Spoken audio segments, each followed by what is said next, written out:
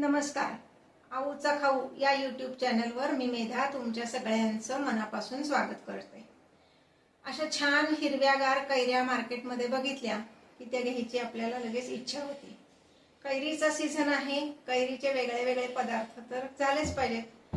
असाच एक पारंपरिक पदार्थ मी तुम्हाला दाखवणार आहे, तो म्हणजे कैरीचा गुळांबा. गुळांबा करण्याची पारंपरिक पद्धत. चला तर रेसिपी बघूया.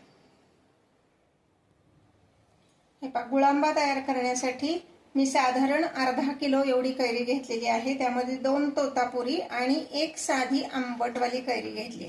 तुम्ही सगळ्या तोतापुरी घेतल्यात तरी चालतील किंवा सगळ्या आंबटवाल्या घेतल्यात तरी चालतील. आमच्याकडे थोडासाच गोड आंबटपणा त्याला आवडतो, म्हणजे आंबस गोड असं जो आपण म्हणतो आंबट गोड, तसा हा गुळांबा व्हायला हवा. म्हणून 2 तोतापुरी आणि 1 साधी आंबटवाली कैरी घेतली. आता ह्या कैऱ्या मी 2 ते 3 तास मिठाच्या पाण्यात बुडवून ठेवल्या होत्या. ह्याचं कारण त्या कैरीचा जो चीक असतो तो पण निघतो आणि त्याच्यावर काही कीटकनाशक जर मारलेली असतील तर ती पण निघतात. म्हणून कैरी 2 ते 3 तास मिठाच्या पाण्यात भिजवून ठेवायची आणि नंतर स्वच्छ कोरडी पुसून घ्यायची. आता मी ह्याची सगळ्याची सालं काढून घेणार आहे आणि मग आपण ही कैरी किसून घेणार आहोत. आता आधी सालं काढून घेऊयात. आता आपण हा जो कैरीचा किस आहे तो मोजून घेणार आहोत वजनी प्रमाणात.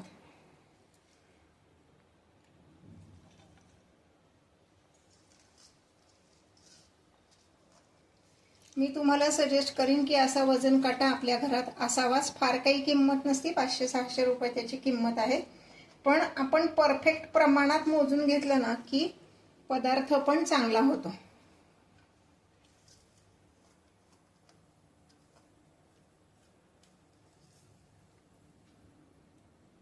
350 ग्रॅम एवढा हा कैरीचा किस आहे.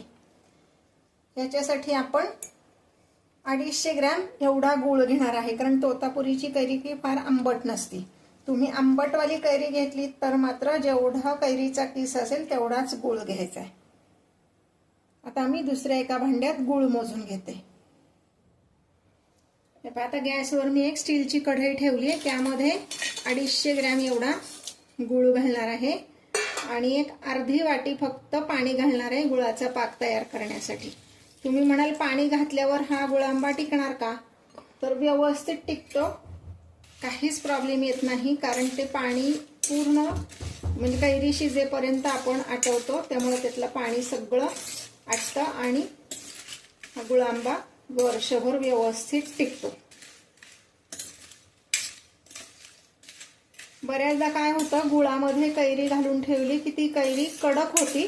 तशी ती कडक झालेली कैरी आमच्याकडे आवडत नाही, म्हणून मी हे असा पाणी घालून पाक करते आणि मग त्यात कैरी घालते, म्हणजे कैरी मऊच राहते. हे पहा, हे गूळ विरघळेपर्यंतच उकळायचे, त्याचं काही असं पाक बीक असं नाही करायचा. आणि आता त्यात ही किसलेली कैरी मी घालणार आहे.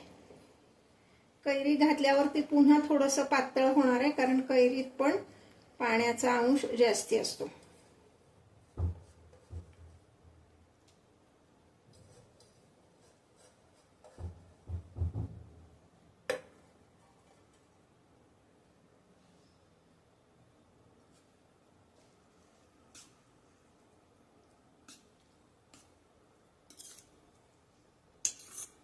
स्टीलची कढई असल्यामुळं गॅसची फ्लेम लोच ठेवायची आहे, नाहीतर मग हे पदार्थ त्यातला करपतो.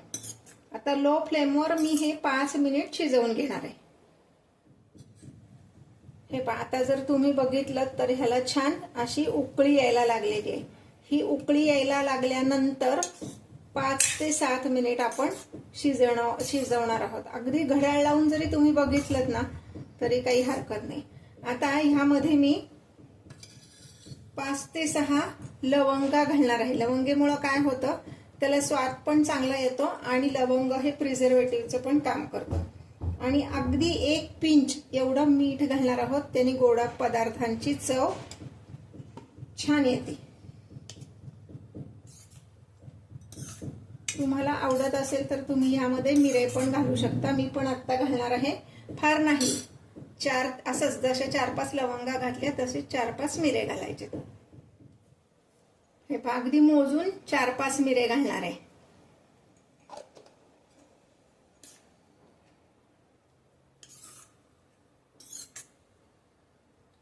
मी ज्या रेसिपीज तुम्हाला दाखवते त्या तुम्हाला आवडत असतील तर लाईक आणि कमेंट करायला विसरू नका.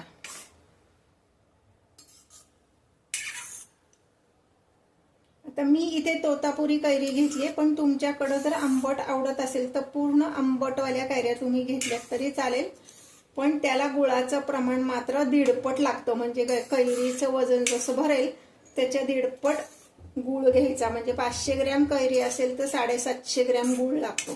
कैरीच्या आंबटपणानुसार गुळाचं प्रमाण बदलतं. अजूनही तुम्ही माझ्या चॅनलला सबस्क्राईब केलं नसेल तर चॅनलला सबस्क्राईब करा, शेजारी दिलेलं बेल आयकॉन दाबा आणि नोटिफिकेशन ऑल असं म्हणा, म्हणजे माझा प्रत्येक व्हिडिओ तुमच्यापर्यंत येईल. आता हे आपण 5 मिनिट असंच उकळून देणार आहोत. हे उकळायला लागल्यापासून बरोबर 7 मिनिटं मी हे उकळले, म्हणजे शिजवून दिले. असं जर तुम्ही बघितलं तर त्यातला पाण्याचा अंश सगळा गेलेला आहे. हे पहा. आणि टेस्ट कशी बघायची ह्याची तर गार झाल्यानंतर हे आपण जर ताटलीत वाढलं, खाली ताटात वाढलं तर त्याचा रस इकडे तिकडे असा व्हायला नको, ते एका ठिकाणी बसलं पाहिजे. आत्ता मी गॅस बंद करतेय. ह्या कढईचा जो गरमपणा आहे त्याच्यावर ते पुढचं तयार होणार आहे. साधारण एक अर्ध्या-पाऊण तासाने आपण बघणार आहोत पुन्हा की हे व्यवस्थित झालंय की नाही. अर्ध्या-पाऊण तासात ते नक्कीच होणार आहे. आता मी गॅस बंद करते.